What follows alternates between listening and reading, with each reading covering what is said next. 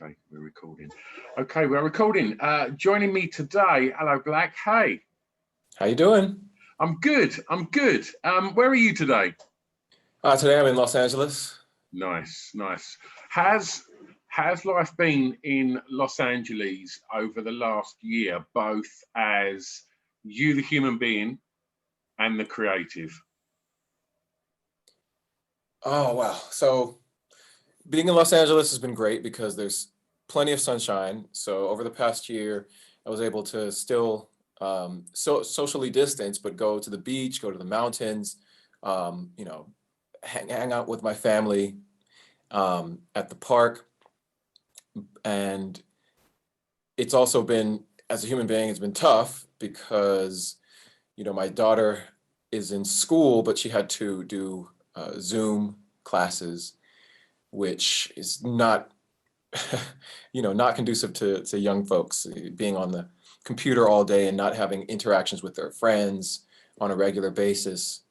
And as an artist, it's given me an opportunity to really just kind of focus on the craft of songwriting, do a lot more virtual songwriting sessions, and to think about what I want to share next. I think the album that I put together, All Love Everything, was written pre-pandemic, but I feel like it was the right messaging for this time where we need to feel a bit of comfort and positive and hope in the music that we hear and the art that we consume.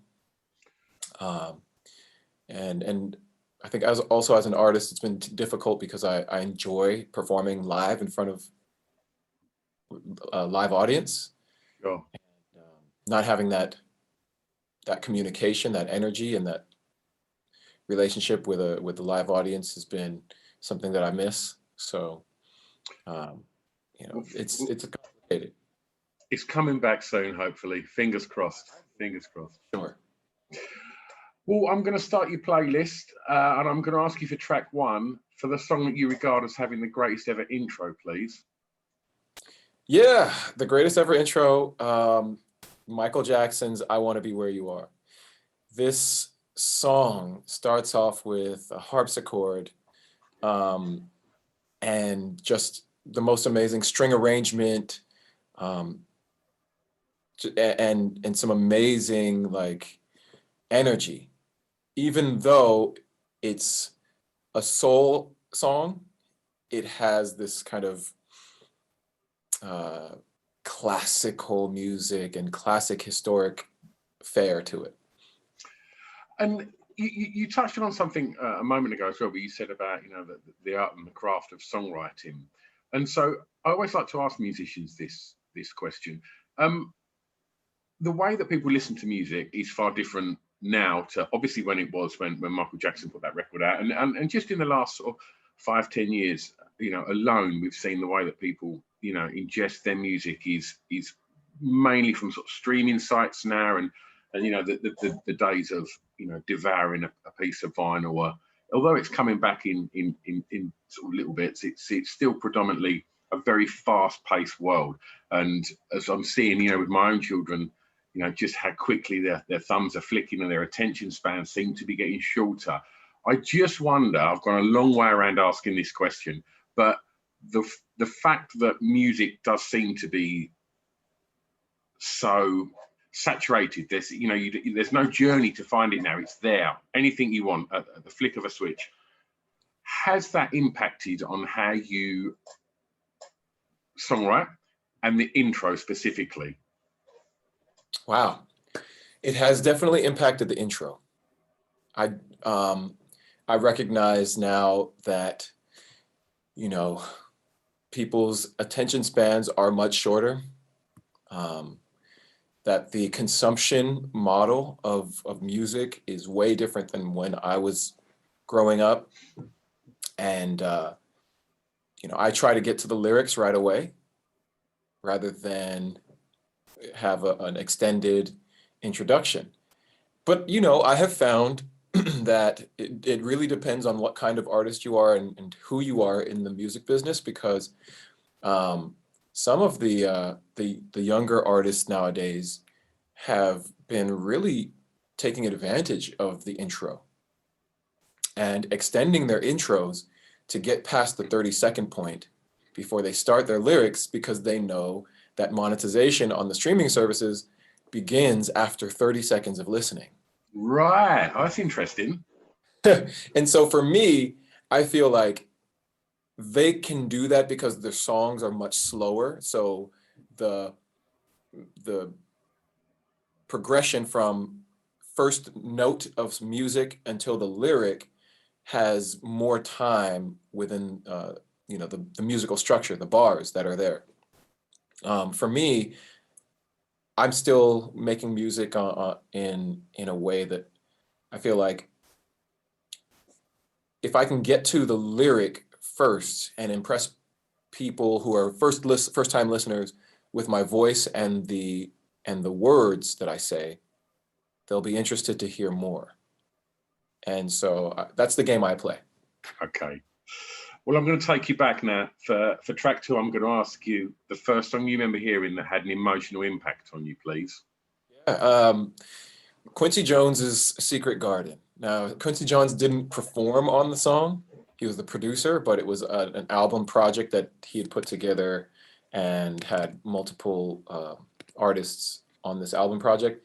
And this particular song had Albie Shore, James Ingram, Barry White, who shared the vocal parts of the song.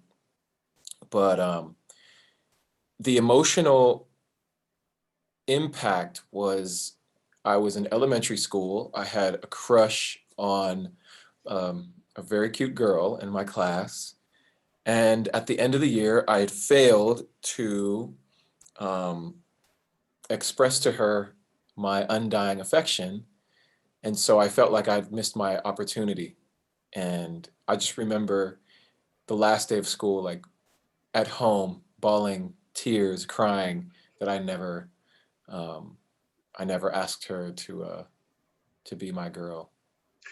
And in regards to that, I just want to ask you how you deal with, if you wake up and you're feeling low, you're having a blue day, do you reach for something really positive, or are you happy to sort of process that somber feeling and listen to something more somber and sort of process it? You know, do you reach for the sad records if you're feeling sad, or do you just try and sort of pull yourself out of it with some more sort of joyous?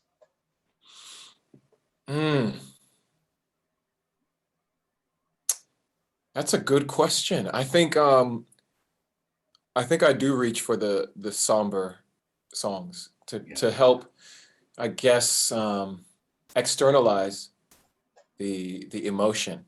So if it's in me and I feel it, then I want to put it outside of my body, put it in the song that I'm listening to, and it gets me one step further removed so that I can get back to normal, I guess. Yeah, I don't try to deny it by just turning on, a happy song and and cast aside any fear, woes, or sadness that I have. I acknowledge it, but I do try to displace it. Well, you mentioned school, and so for track 3, I'm going to ask you for the song that reminds you of your time at school, please. Tribe Called Quest's "Bugging Out" is a song that I would listen to almost every day when I got picked up by my best friend's older brother in middle school, and it made me feel really cool because I was like one of the only kids who had like a car that would come pick me up with a huge stereo system, totally disrupting the neighborhood. You could hear the car coming around the corner into the school parking lot, and everybody's looking around to see like, whose car is that? And here I am with my backpack walking up to the car like, it's my ride, guys. It's my ride. I mean, how did you find school? I loved it. I was a good student. I had, I think the luck of parents who were really adamant about me doing well in school, but not just doing well in school, in life. and they knew that setting me up with the right school environment in the right neighborhood, giving me the extracurricular activities that I needed to support my education, all of that would be helpful. I enjoyed it. Did you know what you wanted to be? I thought I would like to be a scientist, maybe a neuroscientist, maybe a psychologist.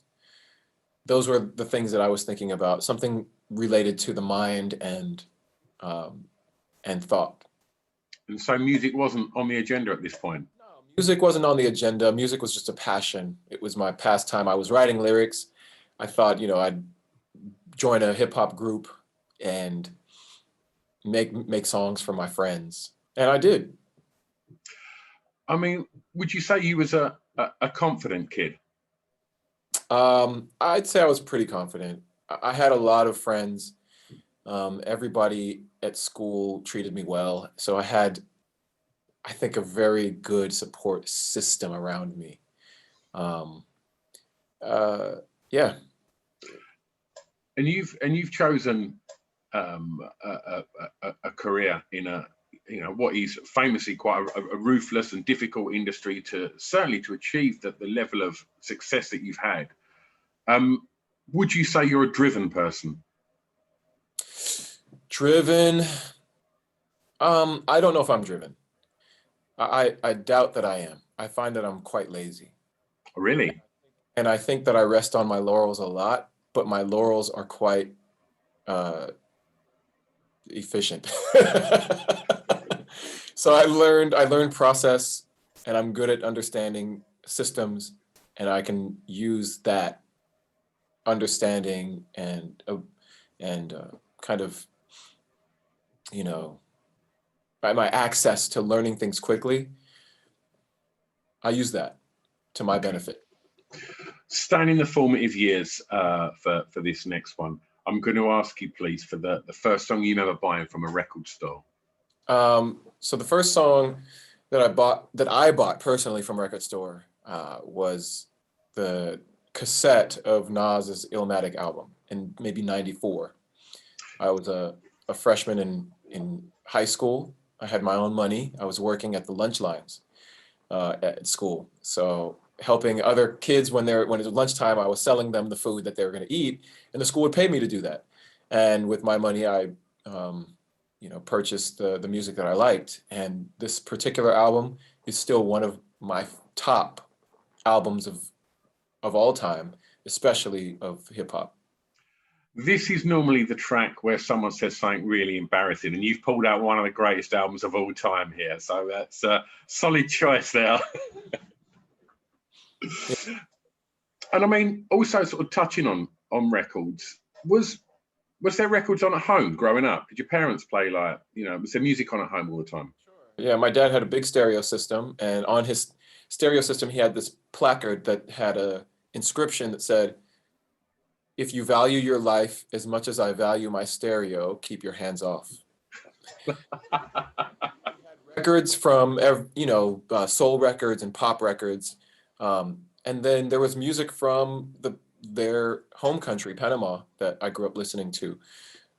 Spanish salsa music, some calypso music from the Caribbean, and soul music in Spanish.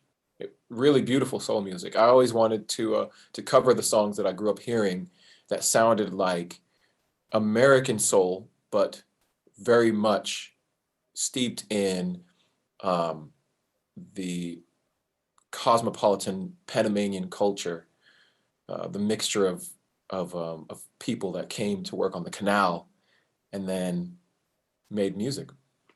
Beautiful. For track 4, I'm going to ask you, sorry, this is track 5, in fact, the song that soundtracked your years clubbing. Oh, wow. So, for me, clubbing, clubbing is an interesting term. I didn't really go out to clubs because I was always working at the club. I was always the host, the voice, toasting the mic. But in those moments, the album and the music that really made an impression on me was D'Angelo's Voodoo album, and Devil's Pie was the perfect relationship, perfect combination of hip hop and neo soul. And you know, when that song came on, it always gave me really good feeling. It made me hype. That's a great track as well.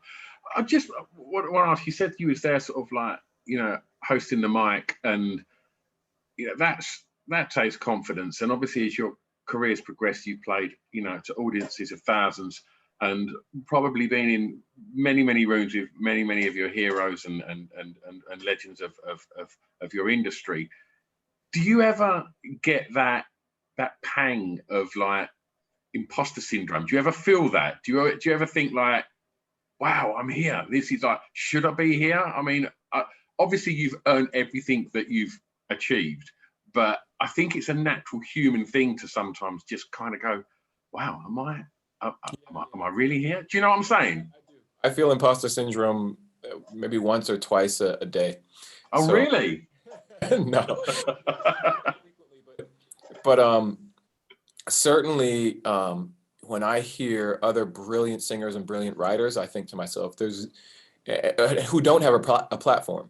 I think to myself, I certainly don't deserve this position. They certainly deserve way more. How can I help them get where I am, you know, quickly? Yeah, but that's a really beautiful way to deal with it, isn't it? It's like, you know, you look and think, well, I can help do something here, and you act on that. That's a really beautiful way of dealing with, you know, a very strange sort of feeling, which is, you know, imposter syndrome. I think that's absolutely commendable. Okay, I'm going to take you home for track 6, and I'm going to ask you for a favourite song from an artist from your home county, please. We say home county, not home country. You can say country. It's an ongoing thing where people go, country? Oh, county. Oh, okay, country. Like, yeah, it's fine. No. Okay, so home county. I'm from Orange County, California. And the only other artists that I think made it out of Orange County, not only, but there are several.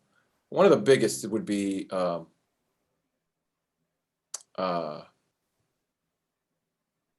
Stefani and her group. No doubt. No doubt. I'm thinking Sublime. No, they're more like Long Beach. So that's LA County. So yeah, No Doubt. No Doubt would be the group. Favorite song from No Doubt? I'm Just a Girl. What a tune. I mean, that's what production, songwriting. They were way ahead, you know, with having a group that was so aggressive, but with a front woman, you know? Absolutely. Awesome. You know, their music was always at school functions, the school dances. So, certainly favorite. Super progressive as an artist as well, like Gwen, you know, specifically to take time out and then come back. Incredible with what she come back with. Certainly, and you know, testament to true artistry. Like, she was born to be on our televisions and in our stereos. Well, for the last track, this is when you get to play DJ and influencer and tastemaker. I'm going to ask you for a song that many may not know that you would like them to hear. Oh, wow. So I think there is this song by Frou Frou, which was you know, kind of a collaborative project that Imogen Heap did with I forget the name of the producer she worked with right now, but it was a song that was synchronized on a movie called Garden State, and I heard the song in the trailers and was just floored by it. I was so moved by the intro and her voice and the lyrics and the movement, the pace of the record. It's years old at this point, maybe 15, but an amazing, amazing composition. Guy Sigsworth is the name of the producer that she worked in Fruit Fruit. And I mean, just to throw something in there, I actually attended one of their first ever shows, and it was a secret show out where I live outside of London. I'd heard Imogen before. She sung on a record, which if you ever get to hear it, she provided vocals for a band called Urban Species, and the track's called Blanket. And she sang on that, and that was what turned me on to her voice. And then that album came out in the sort of mid-90s, I think, maybe mid to late 90s. And I knew that that was Imogen Heap's project. So I went along, and there was very, very tiny gig, literally maybe 50 people there. And her voice, it's ridiculous, ridiculously good. Yeah. So as we find ourselves heading into 2021 with, you know, a lot more hope than 2020, and yeah, you know, with a positive head on, what are you looking forward to this year personally, and what's happening professionally? Wow, personally, I am looking forward to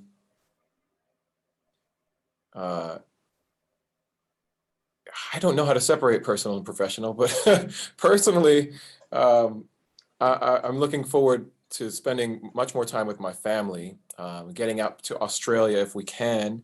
My wife was raised in Australia, so we have a lot of family there. We'll spend some time in Sydney, but the restrictions right now are quite hefty, with the quarantine, 2 weeks in a hotel before you can go to the house that we own. Professionally, there's so much on the horizon. I'm really passionate about telling stories in new media and new forms. What's happening right now in the art space, digital art space, is really promising. Seeing so many of the artists that I followed for years, who are motion graphic designers and 3D designers, and starting to get recognized in selling their art through this the blockchain and NFT art. So I'm gonna start collaborating with some of my artist friends and creating opportunities that, you know, they otherwise might not have to sell their art in such a, you know, an amazing way. And if people want to keep up to speed with that and everything else that you're doing, where's the best place to keep up to speed with you? Keep up to speed with me, the best is to follow my Instagram page. That's where I'm more active than any other. And we have a Spotify playlist to accompany this chat, which will feature all of your song choices and some of your music as well. And yeah, and I just want to say thanks loads for your time today. It's been a real pleasure going through your playlist. Thank you. My pleasure. Thank you. Take care. Thank you. Thanks so much, man. Stu. Thank you. Take it easy. Thanks.